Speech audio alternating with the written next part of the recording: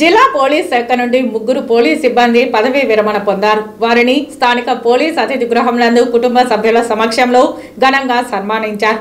జిల్లా కృష్ణకాంత్ పటేల్ ఆత్మీయ పదవీ విరమణ శుభాకాంక్షలు తెలియజేశారు.